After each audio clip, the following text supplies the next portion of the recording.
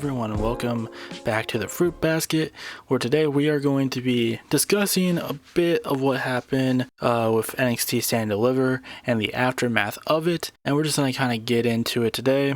Usually I do like separate videos on WWE pay-per-views and shit like that, PLEs, whatever the fuck you want to call them. But with this one, I'm making it a podcast episode just because I did record a video where I talked about Stand and Deliver and WrestleMania separately, and I just didn't really enjoy them because it really just felt like I was a robot, just being like, here's who beat who, and here's my like one sentence opinion on it. I don't know, it's how I felt like watching myself, just being like, I feel so robotic, this feels so lifeless. So I just decided that we would do this instead. This is my second time doing this because my first time, I didn't realize that my mic wasn't working. Yay, don't you love that? Having to do an entire podcast episode over again because your mic settings decide to screw you. But getting into this, when it comes to Stand and Deliver in WrestleMania, in terms of NXT on its own, there isn't really much to say. Honestly, I think NXT Stand and Deliver was probably the best event that WWE has put on this year so far, with WrestleMania not being that great, probably one of the worst so far. I don't think it was like overall bad. Overall, it was fine. It was good. There were definitely some good matches, some great matches, and we'll get into those. But with this, it was interesting. But going back to Stand and Deliver, honestly, I thought it was great overall. Really nothing much to say. We'll kind of get back into one of the matches that I felt like was really great later on. But in terms of like post Stand and Deliver NXT, there isn't much to say. It seemed like they were going to do a unification between the Heritage Cup Championship and the North American Championship. But we got to see the return of Noam Dar, so that's not going to happen, even though I think it would have been for the best because the Heritage Cup Championship honestly kind of just means nothing now. I mean, it didn't mean much when it first got introduced, but at least Noam Dar and like Metaphor brought life into it, made it definitely stand out a bit, and then it just kind of didn't mean much after that, especially when Lexis King was just like, yeah, let's just get rid of all the stuff that kind of makes this, that makes this championship stand out. Let's just get rid of all that. I thought they were going to do something with that like magician bit they did during Stand and Deliver, where like there was a magician who works in Las Vegas who made the championship disappear. I thought that's how they were going to write the championship off, but I guess not. Other than that, we got to see Joe Hendry come back to NXT, especially after his appearance at WrestleMania as Randy Orton's special mystery opponent, which apparently was handpicked by Randy. Like, Randy wanted him to be his opponent, which, it's just great. I love that. But yeah, he's back on NXT now. Seems to be doing something with Oba and Trick going into the future. It's going to be interesting to see where that goes. But other than that, not much else to say. Roxanne had her, hopefully, she had her last match in NXT, where she failed to regain her NXT Women's Championship. I just really hope this is the end for it. Really, she should have been called up after Elimination Chamber and have her feud with Bayley going into WrestleMania, have a singles match there, but I guess not, especially since Bayley wasn't even at WrestleMania because they did a whole angle where she got attacked before the show, and that's how Becky Lynch came back, but whatever. But yeah, I hope this is the end of the road for Roxanne in terms of NXT. She really just doesn't need to be there anymore. I don't know why they're keeping her there. But getting away from NXT and getting into the main roster and WrestleMania itself, we had the show start off with Jey Uso winning the World Heavyweight Championship, and I was very disappointed in this match. I still think it was a pretty good match overall, even though it's really not that much different from every Jey Uso Gunther match they've had so far, which is the problem, because going into this, they really rejuvenated this feud with, Gunther essentially murderizing Jimmy and having Jay said that he was going to pray to God for forgiveness for the man that he was going to become. And we didn't really see any of that. We never really saw any of the Jey Uso is really going at it. He's really going too far, or seems to maybe heading to a road that is too dark for him. No, it's just kind of standard Jey Uso. And again, I like Jay, so I don't really I'm not upset over this, but at the same time I just wish we could have gotten it more. And in terms of what happened after WrestleMania on Raw, I feel like they could have done something to establish like who's next up for this championship, because I feel like with this Jey Uso championship reign, they really need to establish like, no, he is like a main eventer now. Like, he is a big name, and we need to really put him out there with some big faces. Who knows, they could do that with Seth, but it just doesn't feel like we have anyone really there for contendership of the title, especially since Gunther seems to be taking time off from WWE. That's why they did the whole angle with like him and Pat McAfee, where he now got suspended for those actions, is really just so he can take some time off. But I don't know, I would like to see who's next up for Jey. They maybe were teasing something with like the Sammy and Jimmy stuff where they celebrated with him, because that whole segment really felt like a fucking Mexican standoff where they were all pointing guns at each other, and it was just like, okay, who's shooting first? And like, that's not to say like they were like antagonistic towards another. They, they were friendly, they were celebrating, but everyone was I feel like everyone was watching that just being like, is Sammy gonna turn? Is Sammy gonna hit Jey? Like, what's going on? Like, there was some uneasiness in the air. But yeah, it's gonna be interesting to see what they do with Jey going forward. Hopefully they actually have something planned, because, I just feel like with everything going on, it just doesn't feel that big of a deal. And I feel like if you have a world championship on someone, you should try to do as much as you can to make that person feel like a big deal. I feel like that was probably the worst thing about Gunther's reign, is that sometimes he just didn't really feel like a big deal because none of like the big faces were ever near him. Like, I would love to have seen a CM Punk feud with Gunther at some time. Same with Seth, same with Roman, even though he was kind of on SmackDown, whatever. I don't know. Who knows what brand he's on at this point? He might as well just be a free agent. But we'll get back to Seth, Punk, and Roman later. But what else? I mean, we might as well talk about the best matches. I mean, there were definitely some terrible matches, and we'll get to them. But in terms of like the best matches of this weekend, they were all triple threat matches. They just were. We had Oba, Javon, and Trick. We had Seth, Roman, and Punk. We had the women's triple threat match, Io, Bianca, and Rhea, which is apparently the first women's match in WWE history to be 5 stars, I think. I think so. I might be wrong on that, but I think I'm right. Even though I feel like there's definitely some others that could have been in there, but whatever. I mean, I fucking love this match, so I'm not going to complain that, someone whose star ratings don't matter decided to give this one a 5. To me, I think, it's a 10 out of 10 match. There's nothing wrong about it. I loved every second of it. In terms of like, the men's one from night 1 and this one, I think this one definitely had a lot better in-ring stuff, but the night 1 main event was probably better storytelling wise. But at the end of the day, I still enjoyed the hell out of the women's triple threat match. To me, the NXT triple threat match and the women's one, to me, they're on like the same level. They're just both 10 out of 10 matches. I loved both of them so much. And then obviously we have a match that should have been on the WrestleMania card, but was kept off the WrestleMania card in favor of a Clash of Clans ad when it came to the World Tag Team Championship match between the War Raiders and the New Day. We had the triple threat match that was on SmackDown and a TLC match between the Street Profits, DIY, and the Motor City Machine Guns. Now, technically it is a triple threat tag team match, but it's not technically a triple threat match, but whatever. I have still not watched the match. I've only seen good things about it, and I have seen clips, but it's one of those matches that I really need to sit down and watch, honestly. Like, I have a list of things where I'm just like, I need to sit down and watch this.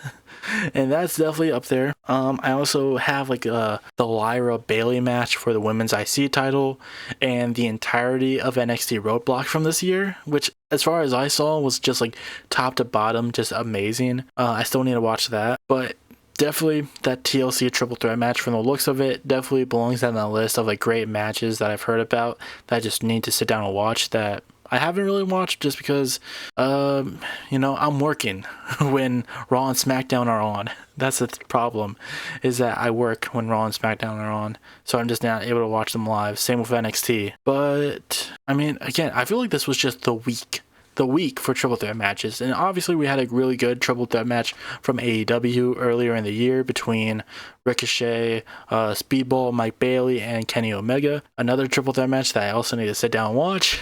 We'll add that one to the list too, even though I don't watch much AEW, just because I haven't really been enjoying, at least from what I've seen. I like to, keep it. I like to see what they're up to based on like what they post. Like I try to keep updated, and nothing honestly has really spiked my opinion all that much. But that match was definitely something where I was just like, okay, I'm hearing great things about it. I definitely need to check it out. But getting back to WWE and WrestleMania, we got the return of Becky Lynch. Speaking of like, Lyra Valkyria and the IC title, and they won the tag team titles together and immediately had to defend them in a rematch, which I just knew meant that Liv and Raquel were going to win them back. And then we saw Becky turn on Lyra afterwards. Now, I have heard some people say that this wasn't a good decision because Becky just came back, so people are still going to cheer for her. I feel like if they reverted back to the Big Time Bex persona, though, I feel like they could pull this heel turn off. And I know some people probably wouldn't like that, but honestly, I feel like with this John Cena heel turn, I think this should really show WWE. It's just like keeping a wrestler the same that they were when they were a face and when they were well beloved just doesn't really work when you're trying to do like a face heel dynamic, because John Cena during his entire feud with Cody, at least for like the later parts, was getting cheered and Cody was getting booed. And if you want to be like, hey, this is the guy that we're pushing as a face, and he's going up against this former babyface who was very well loved, who is now a heel, you probably need to strip some of the stuff that people still like about him, because John Cena still looks like John Cena. That's the thing. It's like outside of like his Titantron or whatever, he still looks like John Cena. Like I feel like what they should have done post heel turn, and we'll get more into like the John Cena heel turn later, is that they probably should have just had him just show up and like maybe he comes out in just like a black shirt and black shorts. Like that's it. Have him match like his new Titantron where it's just John Cena and be like, nope, he's just full black. And I feel like this could have been because, like, the reason why they didn't do that is because the heel turn probably wasn't planned for Elimination Chamber. That's just my speculation. But we'll get into that more so when we talk about John Cena and Cody Rhodes. But when it comes to this Becky Lyra scenario, I feel like they should just try to do what they can to make sure that the crowd goes more towards Lyra than they do Becky. And maybe bringing back, Big Time Bex would probably do that. Also, I enjoyed Big Time Bex. I don't care what people said. I felt like that was a very enjoyable time. I feel like they were able to do a lot of cool stuff with her character, whether it was her feud with Liv, her feud with Bianca, her non-title feud with Asuka was really cool. I really enjoyed like that era of Becky Lynch, even though I still love her as a face and the man. I just would like to see them bring it back a bit if they want to do this heel turn with her. And hopefully this is the star-making moment for Lyra, who I feel like has been doing pretty well with what she's been given when it comes to the IC title reign that she's been having. Like, it started off at a very bad start, where they were just like, okay, we're going to have the tournament final for this title on the Raw Netflix debut. Oh, never mind, we're going to take it off that, and it'll be next week. Okay, you'll win the title. Okay, you'll have a feud with Ivy Nile, which will be mostly in, like, commercial breaks. Because, like, there's some stuff they show on Netflix if you don't have ads and shit like that. Like, they'll continue the show. But, like, most people probably aren't going to see that. Some people just probably don't want to pay more just to not get commercials. Or, I don't know.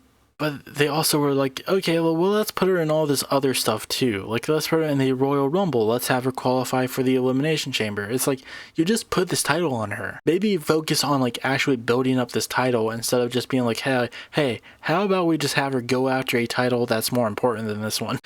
But then she had, like, that match with Bailey that a lot of people liked. And, now she's a former tag team champion with Becky, and now they're doing this feud. She has been getting, like, more so over the couple months. Even her NXT chants are starting to come back with, like, the dun-dun-dun, woo, dun-dun-dun, woo. And I'm really happy about that. I'm a big Lyra fan. I loved her match with Becky. It was, like, a year and a half ago at this point for the NXT women's title. I feel like their match quality will probably be the same, hopefully. It depends on how well they do. with this feud. But honestly, I feel like this could be a really big moment for Lyra. And I feel like with Becky at the helm, I feel like she's definitely going to try to push for that. Because honestly, I feel like Becky, with like that run she had with the NXT women's title, and even just like without it in general, I feel like you can definitely tell Becky is one of those wrestlers who like can kind of probably tell that, you know, maybe her time, I don't know, I don't think she's gonna retire anytime soon, or at least I hope not, but she could be looking at it as being like, hey, I've been on top for so long at this company so far, maybe I could, you know, start trying to get some of the younger generation over while I'm at it. And I feel like that's definitely what we kind of saw with her like NXT reign, when she dropped the title to Liv as well. And now we'll probably see that with Lyra. I don't know. I feel like she's been doing pretty well with that. Like when she was NXT Women's Champion, like her feud with Tiffany, I felt like even though she beat her both times, I feel like it definitely helped legitimize Tiffany to people who were, you know, didn't really watch NXT all that much, or maybe didn't have that much faith in Tiffany. Because when Becky was there, they were getting like an increased viewership, if I remember correctly. But I think, like when Becky was also using that title to try to give more women opportunities, like Tegan Nox, Xia Li, Indy Hartwell, and I mean, we all saw what happened with those three. But hey, she tried, and it just didn't work. All right, it's not her fault. But, you know, hopefully she can do the same with Lyra on the main roster now. But it's going to be interesting to see. Who knows? Maybe Bayley won't get involved because more than likely Becky was the one who attacked her anyways. Also, we have some returns, some debuts for Raw and SmackDown. We got the return of Rusev. We got the return of Aleister Black. And we got the debut of Fraxium. Honestly, I thought they were going to join the Seth Braun stuff that we'll get into later. But honestly, SmackDown's probably the right fit for them. They got a really stacked tag team division right now as it is, so you know, I'm not gonna complain. Also, the potential of seeing them versus the Motor City Machine Guns, like there's no way you can mess that match up, right?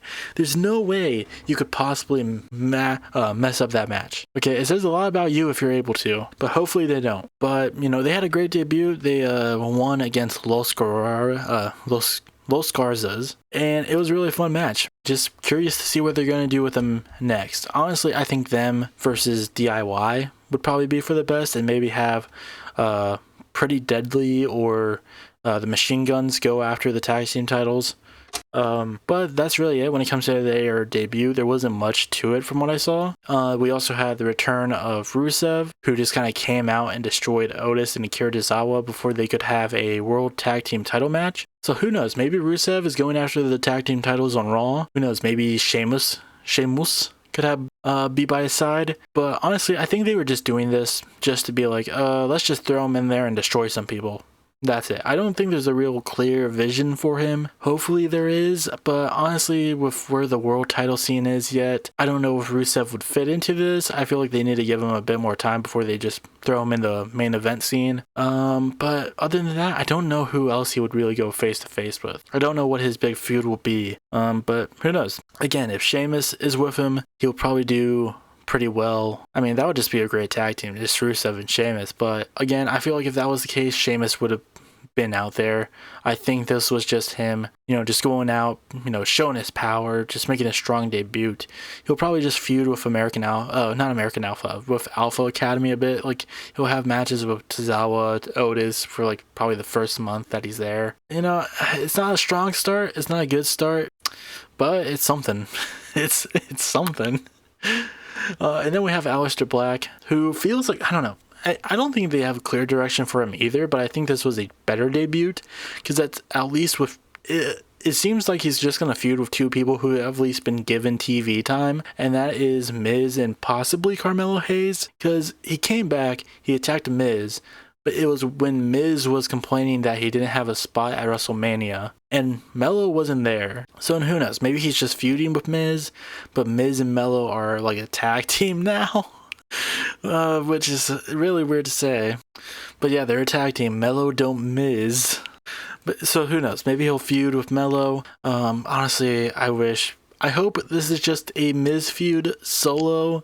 Like, I just hope they, you know, just get rid of this entire thing with Melo and Miz. I think Carmelo Hayes should really just be on his own right now. But I think it's a similar problem to like Rusev, where it's just like, well, who else would he go with? I don't know. It feels like they just kind of threw Melo with Miz just because they really have nothing else planned for him, which is kind of sad. But I don't know. Like they might as well just insert him into the U.S. title scene. I mean, they're throwing a bunch of people in there anyways. It's not like they have a clear direction with that. Outside of like the solo stuff, they're just kind of, it's very obvious. They're just like, yeah, we're just gonna have Drew, Damian, and LA Knight. They're just all gonna feud for the U.S. title that Jacob's holding. Why not just throw Melo in there? Just have him be like, yeah, Melo's also part of this. And maybe out of that, they could do a LA Knight Melo feud where Melo's just kind of on his own without the Miz. We'll see. Or who knows? Just have him feud with Rey Fenix. Give Rey Fenix something tangible to do now that he got beaten by El Grande Americano. Oh no. What else? I mean, there's not much to speculate. I feel like they didn't really give us much in terms of like what could come from these debuts or these returns. So we'll just have to play out, like, see how it plays out. When it comes to like the worst match of WrestleMania, I would probably have to give it to Logan Paul versus AJ Styles. Like, going back to WrestleMania, what this episode is about. If I had to say what the worst match was, I'd probably say it was Logan Paul versus AJ Styles. And it really just goes back to, I think I brought this up during my predictions for Stand and Deliver in WrestleMania. If you've seen one Logan Paul match, you've seen all of them. And apparently they're not going to stop when it comes to like these celebrity matches, because they supposedly plan on doing something with Travis Scott, but we'll get back to that later. Because really the only good thing about this like Logan Paul AJ Styles match was Karrion Kross and the aftermath of that, because presumably Karrion Kross seems to be there seems to be like a bit of a push for him coming up soon where he's going to be more prominent, and this is following a kind of shoot interview that he did on like a WWE podcast. If you've been on Twitter and you follow pro wrestling Twitter, first of all, I'm sorry. But second of all, you probably saw the clip post-WrestleMania where he just kind of went off. And like at first he was definitely talking about like storyline stuff. He was keeping it kayfabe. But you can kind of tell, especially based on Scarlett's reaction, that halfway through he just kind of was like, you know what, fuck it. I got some shit to get off my chest. And it was great. It was great from like start to finish. And I've always been a big Cross fan. I felt like you could always have done more, and it just felt like it was never there. Maybe due to match quality. I'm not gonna sit here and be like, oh, he's the best in-ring performer, in all honesty. But God, I know people will probably take this the wrong way, but like to me he's up there with Bray Wyatt in a similar quality sense. And before anyone starts to jump me being like, oh, how could you compare the two? Bray Wyatt, he was a good wrestler. He wasn't a great wrestler. A lot of people, like, when they love and remember him for like all the stuff he did, a lot of it had to do with like storyline stuff. There's a reason why people held the Firefly Funhouse to such a high regard, and I don't think Karrion Kross has produced anything nearly as good as that in his WWE career. But I think it's just because they never really gave him that position to even create something like that. Like, I feel like if you have heard this man speak on his own, even some of his WWE promos are still insanely good. It's just the thing of like pulling the trigger and maybe producing matches that actually works with his style more than having him, try to do like this WWE style wrestling. Like, I don't know. I feel like it's the same thing with like Bray Wyatt. There's not a lot of, I need to find a better way to reword this. Like, Bray Wyatt wasn't known to be like this amazing, spectacular wrestler. People really cherished him for his character work. And truly, that was amazing. Like The Fiend, the, Wyatt family, shit like that. But he wasn't like an amazing wrestler. There's not a lot of like 10 out of 10 Bray Wyatt matches out there. There are definitely some really good ones, some great ones, in fact. But I think in terms of storytelling, that's where he was that's what he was better at. He was better at storytelling than producing a wrestling match. So I feel like Karrion Kross is in a similar guard where it's just like, if you just give him a good story, or if you just allow him to tell the story he wants to tell, because in that interview, he even said, he was like, I've tried to give them great ideas and they shot me down because they just didn't see me as being a big name who could be given this great idea. And I feel like you can definitely tell that with a lot of people outside of Karrion Kross, because there are a lot of like great talent out there that could be doing more it just feels like when it comes to people who are not the main event, like people in the mid card, people in the tag team division. They aren't giving a lot of great stuff because, probably the writing team or Triple H or, someone backstage is just like, well, you're not a big enough name, so we just don't really need to try. Like, we're just not going to try. And actually, really building up your name a bit. And I feel like you can definitely tell that with, the Carmelo Hayes stuff and, some of the women's division mostly. Where it's just, because they're not seen as a big name compared to Roman Reigns, Seth Rollins, or CM Punk, or John Cena and Cody Rhodes, they're just not given a lot of good stuff because the people who they probably go to pitch ideas or shit like that just don't see them as big names, so they don't take them seriously. And I feel like that's the same with Karrion Kross. He could do better. I do feel like he has a lot of potential to him. I just think there needs to be people backstage who actually believe in him in terms of giving him the opportunity to do this stuff. But getting back to the celebrity aspect of this, apparently they plan on having Travis actually wrestle a match. This won't be a singles match. Reportedly, this will be a tag team match where he tag teams with John Cena. Maybe Bad Bunny will be involved. I'm interested to see where that will go. Probably Cody will be teaming with him as well. Maybe, or Randy. But I don't know. Honestly, I feel like if Travis does begin to wrestle, because apparently he does want to start wrestling, honestly, I think they should just let Logan Paul go and just be like, hey, we only have room for a couple celebrity wrestlers, so we're just gonna let you go. We're just gonna have to push you to the wayside a bit. I would be more than happy with that. But speaking of Travis Scott and John Cena, let's talk about Cena versus Cody, the WrestleMania Night 2 main event. That was awful. I honestly think it's the worst match I have seen in a while. It was just not good, and I've heard some people try to defend it by being like, well, he said he was going to ruin wrestling, so it's actually bad on purpose. And it's like, okay, that might be the case, but it's still bad. just because it's bad on purpose does not mean that it's good. It's still bad. A bad on purpose match is still bad. It doesn't matter if it's on purpose or not. I just really did not care for this match. The best way I could describe this match is that it's a match that never felt like it ever got going. It's a match that still felt like it was still in the early stages of the match. It just felt very slow. There was nothing happening. The only good moments was when Cody did anything. Got any offense in. But then that would stop immediately and it would just be boring after boring spot after boring spot. It'll just be John Cena being like, okay, I'm gonna give you an AA, now another AA, now I'm gonna lock you in a submission, now another AA. That was it. It was just so boring. This is what you gave him for his 17th title win, his 17th world title win, is this boring ass match. And honestly, the stuff that came after this was way better, the Randy stuff. Randy Orton coming out, attacking John Cena, the promo that they had on SmackDown was better than any of the stuff leading up to this and the match itself. And I honestly didn't even hate the feud. I think they did as good as they could do with Cena just not being there and Cody having to carry the feud leading up to this. But it just didn't work. And it goes back to what I was saying earlier. I think if they would have just saved this for Mania, saved the Cena heel turn for Mania, this probably would have went better. Because then they wouldn't have to deal with this whole, oh, Cena wants to ruin wrestling, so he's just not going to try. They could have had an actual Cena-Cody match within this, which would have been good. Because just look at his performance at Elimination Chamber. You could tell he actually kind of, was trying there. Obviously, with him being older and gone for a while, I didn't expect him to be this fucking, 2016 John Cena when he had that feud with AJ Styles. I would have expected some of that, but I feel they just kind of got written into a box where well, we made his whole character that he wants to ruin wrestling.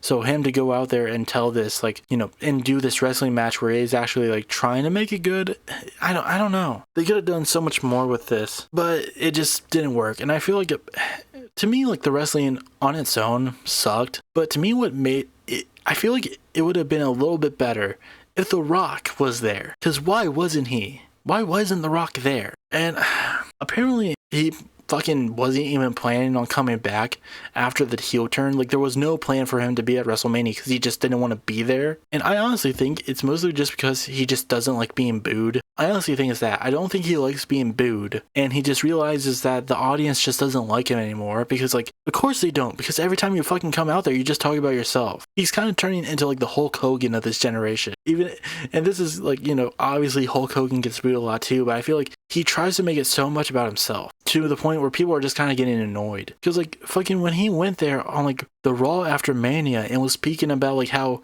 Moana 2 was doing well in the box office, like, I don't give a fuck. What pro wrestling fan gives a fuck about Moana 2?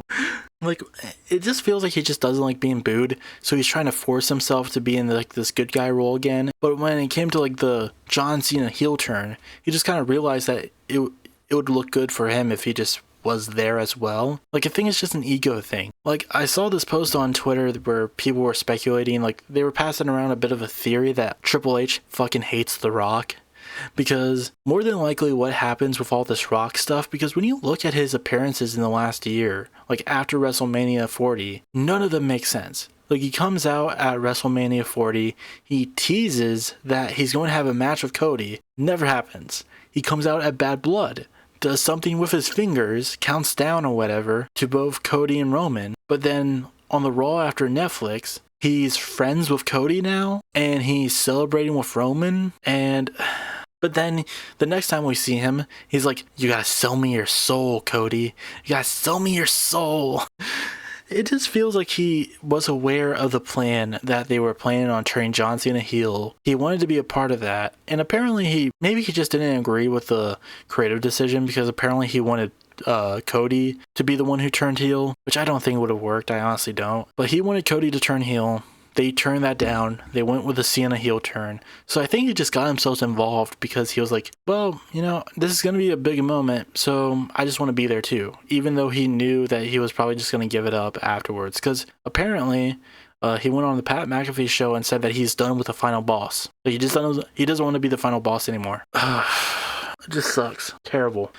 But moving on from that, from a terrible main event and a just okay follow. Again, we're getting Randy versus Cena from this. Honestly, I'm excited to see what happens. Hopefully they learn from their mistake with that WrestleMania main event and actually have Cena give a shit now when it comes to the match, or else that it's really gonna suck when that happens at Backlash. But moving from that to the main event of night one, we have Punk, Roman, and Seth. Now, I already talked about how much I like the match and how much I like the storytelling of it, and so we're just really going to focus on what happened afterwards. Now, what came afterwards is that during like the final segment of Raw, Seth Rollins came out with Paul Heyman. They're now a partnership. Before he could say anything, Seth got attacked by Punk, but Seth got he got the upper hand on him. Roman came out, attacked both Seth and Paul, but then Braun Breaker came out and speared Roman. Now, when Braun came out, I lost my shit because I love Braun Breaker. He's probably like one of my two favorite guys right now, and the other guy is Seth Rollins. But he came out, destroyed Roman, and at first, it seemed like they were teasing that they weren't working together. Like, there was a moment where like Seth and Braun were just staring at each other, and then Braun speared Punk behind Seth, and they kind of made it look like he was going to spear Seth, but no. I really liked the camera angles with this one, because like they made it look like Braun was going to spear Seth, but he spears Punk instead. And then after that, you just see Seth get a big smile across his face. He hugs Braun, and they essentially solidify they're a partner now. Like, they're a partnership now. And I have seen some people speculate that this is going to be the beginning of like Evolution 2.0. I kind of hope they don't go like that. I feel like they should really just bring back the Dangerous Alliance, which is, if you don't know, a Paul Heyman stable that he has had throughout like WCW, ECW, shit like that. I feel like this would be the best place to bring it up, because honestly, like, just don't do it. I don't like repeats of like stuff, and obviously, this would just be a repeat of Dangerous Alliance. But like first of all, like Dangerous Alliance had like so many iterations of it that you can't really do repeats of it. I feel like, but like what I'm specifically saying here with like Evolution is that I want them to try something new with this, because obviously more than likely this is gonna end with Braun turning on Seth. obviously. But I feel like with Evolution, I just don't really care for them just to do like this, you know, retire. Like, we all know where this would go. Like, I honestly just like the idea of just Paul Heyman has his own stable of guys that he employs, with this being Braun and Seth. And honestly, I feel like if it's just these two, it's not that bad. I feel like they will add someone else in. I thought they were going to add Fraxium in, so I'm interested to see who else they add in. I would honestly, the only guy I could see them adding into this faction would be Carmelo Hayes. I feel like that would be the right decision. Hopefully to, like, you know, just make him feel more prominent. I feel like Carmelo would probably be the best option to go with. So hopefully they do something with him. Hopefully he gets added. But I don't feel like we'll see the third member until like a month into this whole thing. Honestly, I think they should just develop what this looks like now with Braun and Seth, and then add someone in. But we'll just have to wait and see. But honestly, like, this segment had me running through a fucking wall. I was ready to run through a wall. I was ready to tear off my shirt. I was so hyped because, like I said, I love Seth. I love Braun. Just, this is everything I could want. This is like if I was running WWE.